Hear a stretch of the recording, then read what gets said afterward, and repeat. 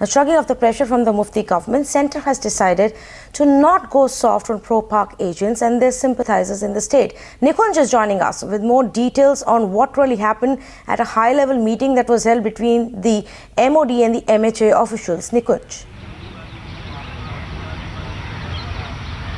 Well, yes, there is a series of meetings that has been happening between the Ministry of Home Affairs and the Ministry of Defence, and this regarding the mandate of the top of the counter-insurgency grid force, which is the Rashtriya Rifles. Army has a specially chalked out force component which is called the Rashtriya Rifles. It has nearly 48 battalions of the armed forces, Indian armed forces, dedicated to the CI grid, the counter-insurgency grid.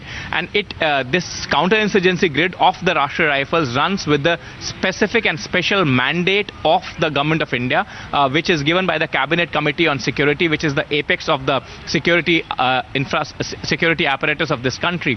And that mandate of Rashtriya Rifles was about to lapse, and there was a lot of commotion regarding the demands also emanating from the J&K Chief Minister about removal of AFSPA, and consequently, if the AFSPA is removed, the army has made its stand absolutely clear that they would not be operating in those areas. But that would have meant army's removal also from those areas.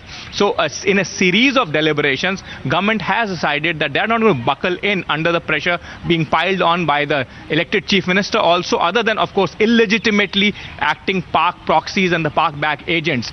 So the government says that the lead of the counter-insurgency operations will still remain despite the lapse of that mandate, and that mandate will be renewed by the Cabinet Committee on Security by the Rashtriya Rifles, and which is the Indian Army for the CI grid. And the move to replace them with the paramilitary forces like the Border Security Force or the Central Reserve Police Force has been nixed by the Government of India at the very apex.